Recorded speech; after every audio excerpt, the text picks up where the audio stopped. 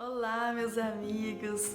Voltamos então agora com o nosso quarto capítulo desse livro maravilhoso que nós estamos estudando, Transtornos Psiquiátricos e Obsessivos. Espero que vocês estejam acompanhando aí e gostando também. Então hoje, no capítulo 4, depois dos nossos amigos espirituais, então, terem aquele encontro maravilhoso que eles tiveram com o mentor da clínica, eles então vão continuar reunidos e vão comentar a respeito da clínica, a respeito do mentor e de tudo que eles estão conhecendo naquele primeiro momento, né? Estudo do caso concreto para eles iniciarem então esse trabalho perante a espiritualidade nesta clínica psiquiátrica lá em Salvador, Bahia. E aí, primeiramente, teremos uma fala do Bruno Antonelli, onde ele vai explicar um pouco, rapidamente, a respeito desse mentor da clínica. Então, como nós dissemos no capítulo anterior, ele foi um espírito de alta escola, um espírito muito evoluído, e ele disse que em encarnações passadas, ele viveu, na época, no ano 302, onde havia o imperador Diocleciano, onde esse mentor, então, encarnado, ele era cristão, então ele defendia e seguia os passos de Jesus Cristo, porém este imperador da época não aceitava os cristãos e nem os ensinamentos de Jesus, obviamente, então ele acabou por ser sacrificado, assim como os outros cristãos, através das feras. E aí, posteriormente, em outra encarnação, esse mesmo mentor veio então encarnado dentro de uma família espírita, né? Foi dentro do espiritismo, trabalhou com a fluidoterapia e depois disso, a partir disso, ele passou então a se dedicar a esses alienados mentais. O Bruno vai falar também de diversas tentativas que eles tiveram na clínica a respeito desse início desse trabalho espiritual.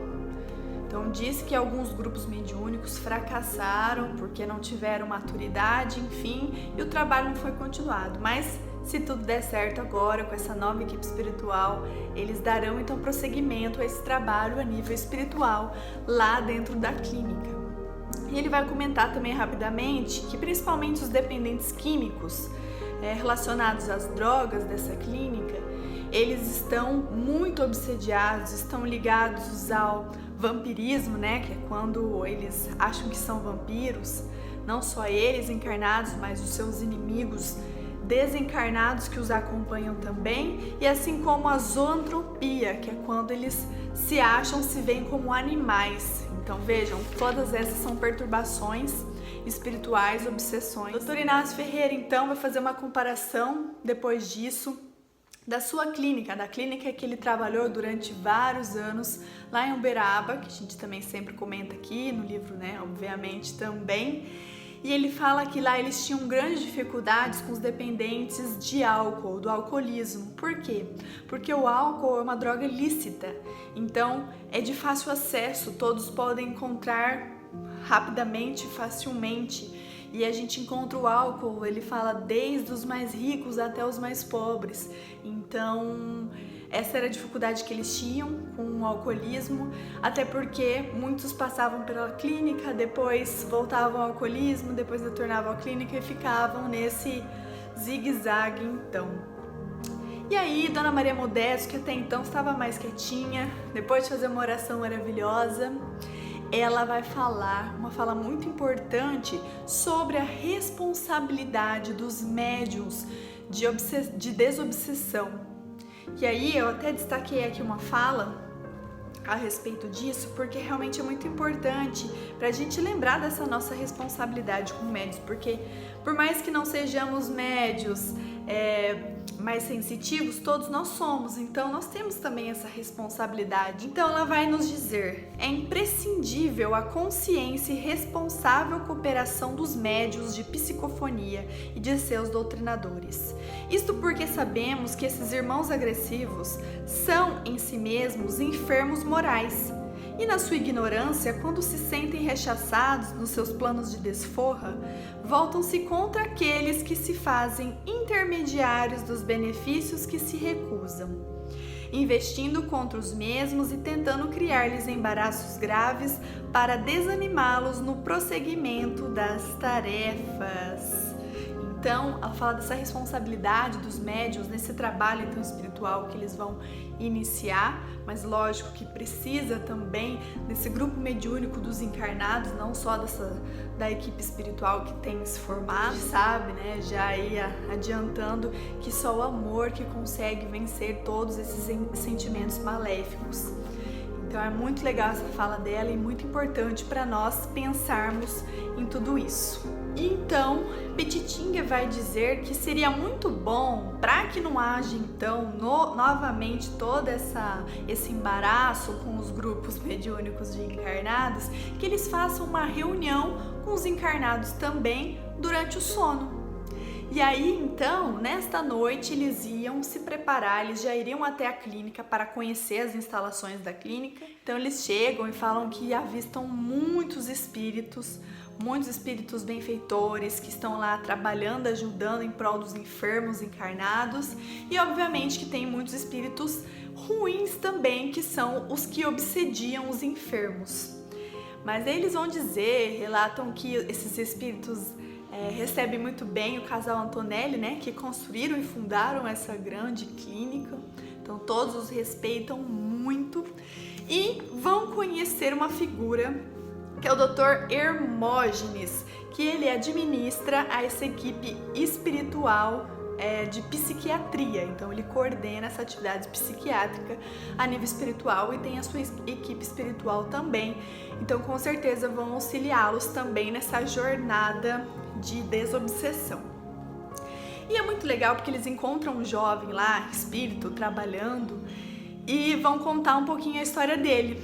Vão dizer que na vida carnal ele foi espírita, trabalhou perante o espiritismo, porém deu uma desviada de seu caminho, se tornou dependente químico e obsedado e foi um dos enfermos internados nessa clínica. Então, após receber todos aqueles tratamentos e melhora, ele diz que após o desencarne, ele quis também ajudar a nível espiritual no trabalho dessa clínica. Então, ele é hoje um jovem espírito que continua o seu trabalho à disposição da clínica. E é muito legal. Olha que despertar de consciência dele, do auxílio que ele recebeu, ele também quer dar em troca em forma do seu trabalho, do seu auxílio. Provavelmente ele desencarnou não faz muito tempo, então é por isso que ele trabalha uma vez por semana, porque ele ainda está se recuperando das marcas que o corpo deixou no seu espírito ainda, né? Mas é muito bacana essa responsabilidade, o despertar de consciência dele.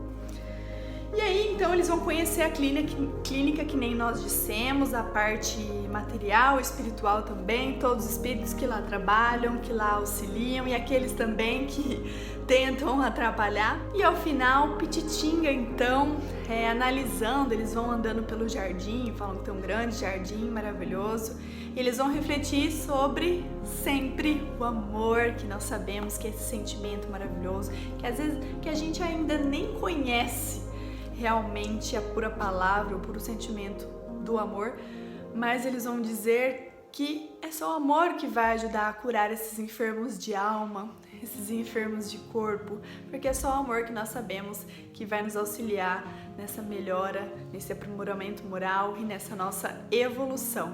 E aí, para finalizar, eu vou ler também um pedacinho dessa fala maravilhosa sobre o amor do José Pititinga, para a gente refletir nesse capítulo. Sempre que convidado ao Ministério do Socorro aos espíritos enlouquecidos pelo ódio, pelo desejo de vingança, pela usurpação de energias dos encarnados, não posso fugir a reflexões em torno do amor e de como somos incoerentes em relação a ele. Alguns perseguidores informam que foram traídos enquanto amavam, que se vingam porque não receberam a resposta em relação ao amor que ofereceram, que foram abandonados enquanto se falfavam para demonstrar o sentimento nobre que possuíam. E tudo isso é paradoxal, porque o amor não se expressa dentro desse esquema de troca, de dar e receber, de negociar sentimentos. O amor é uma exteriorização de imensa ternura que mais beneficia aquele que o expressa do que o outro a quem é dirigido. Quando se guarda qualquer tipo de recompensa, não se está experienciando o amor, mas o desejo, o interesse de fruir prazer, a necessidade de receber a recompensa. Está, nesse caso, o amor atrelado ao egoísmo, que sempre exige e facilmente reage quando contrariado. Então, uma linda reflexão que ele traz a respeito do amor, que no fundo a gente não sabe o que é o amor e a gente sempre espera receber em troca o amor. Então eu dou o meu amor porque eu quero receber em troca. Mas o amor puro, né? Ele não é isso. Ele dá sem receber, sem esperar nada em troca. Ele dá simplesmente porque ele quer dar amor. A maioria dos espíritos que estão obsediando, eles querem se vingar, eles falam, não, mas eu tratei ele bem, ele não me tratou, eu amei ele, ele não me amou, e é por isso que eles se tornam obsessores. Mas ele fala, mas isso não é amor, porque o amor é dar sem receber nada em troca, sem ter essa recompensa.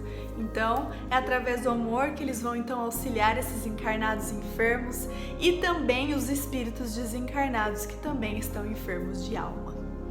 Espero que vocês tenham gostado, que vocês tenham lido aí do lado daí também, e amanhã nós voltamos com o nosso 5º capítulo. Um beijo e até mais!